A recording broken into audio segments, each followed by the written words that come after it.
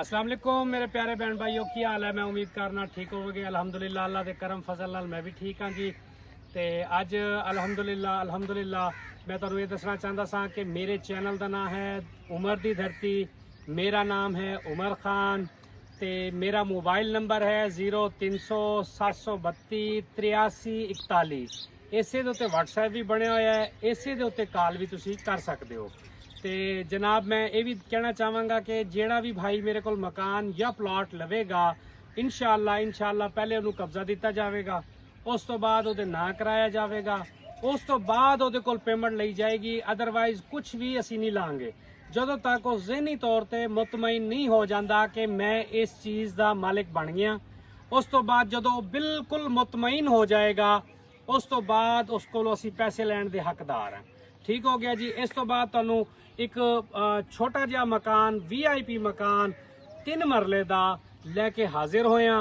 तो अव्वल इट की चुनाई है, सीमेंट की चुनाई है, अच्छा बनया होया है, VIP बनया होया है, सफेद पोश फैमिली लई बहुत रीजनेबल प्राइस दे विच, बिल्कुल रीजनेबल प्राइस दे विच। ते फौरन राबता कीता करो। जिमें वीडियो अपलोड होती है भी 25,000 बंदियां ने देखना होंदा है, कोई 10,000 तक जाती है वीडियो, कोई 25,000 तक जाती है, एक बंदे ने लैना होंदा है। तो भाई जो तुसी कॉल करने हो उस टाइम तक काफ़ी देर हो चुकी होंदी है। 2-2 दिन बाद कॉल आती है, 3 दिन बाद, 8-8 दिन बाद, 10-10 दिन बाद कॉल करने हो, उसका कोई फायदा नहीं है। उस टाइम तक वो विक चुका होंदा है। तो दूसरी गल है कि मेरा कैमरामैन तुहानू वाइड एंगल दे विच घरां दी लोकेशन देगा, इधर भी दिखाता है, इधर भी दिखाता है। उस तो बाद अंदर चल के तुहानू विजिट कराने हैं। बिल्कुल गुंजान आबाद रिहाइश है, सारी बहुत वड्डी बस्ती है।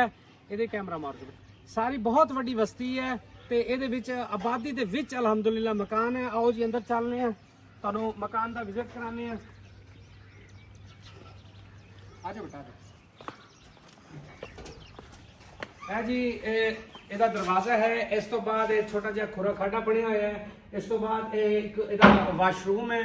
वाशरूम तो बाद सेन इहदा कच्चा है, कच्चा सेन है और खुला सेन है। ਇਹਦੇ ਵਿੱਚ कमो बेश 7-8 मंजियां 10 मंजियां आसानी गर्मियों के तुसी बाहर रख के पक्का शक्का ला के सुकून नाल सो सकने। और पुरसकून इलाका है अल्हम्दुलिल्लाह, अल्लाह का बड़ा करम है, इत्थे पुरसकून इलाका है। उस तो बाद आने अंदर देखने हैं जी अंदर की बनया होया है। अंदर इस टाइम साढ़े कोल एक बरामदा है। बरामदा बारिश के वास्ते भी बनया होंदा है, गर्मियों लिए भी बेस्ट होंदा है। उत्तों छाते भी मार के दिखाओ, टीआर गार्डन पाए हुए हैं। अंदरों टोटल प्लस्तर है, पेंट होया होया है अल्हम्दुलिल्लाह। मजीद कोई थोड़ा बहुत इहदे खर्चा अगर करना चाहो तो फर्श अगर इहदे तफ्ट टाइल या टस्सू लग जाए तो मकान बेस्ट बन जाएगा, मकान बेस्ट बन जाएगा। तो बाकी अंदर तुहानू कमरे का विजिट करा देने हैं जी। कमरे का चुनाई का दरवाजा लगे हुआ है, चुकाट लगी हुई है। उस तो बाद अल्लाह खुश रखे तुहानू तो मैं लाइट जला लेना। बड़ा कमरा है, हाल कमरा है। उत्ते कैमरामैन मेरा दिखावे तुहानू, उत्ते छत टीआर गार्डन, उत्ते टस्सू लगे हुआ है, अव्वल काम होया है। और अंदर कमरे का फर्श भी कच्चा है।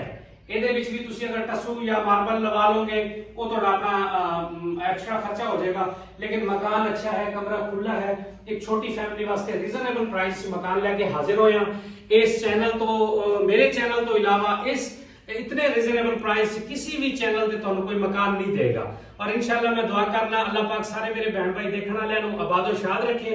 तो मैं यही रिक्वेस्ट करांगा कि मेरे चैनल को सबसक्राइब भी किया करो, शेयर भी किया करो। और सब तो वड्डी साडी मेहनत ते मजदूरी सानू उस टाइम मिल जाती है जब तुसी लाइक शेयर ते अच्छे कॉमेंट्स कर लो, साड़ी मजदूरी घर आ जाती है। जज़ाकल्लाह। ठीक हो गया जी, अल्लाह हाफिज।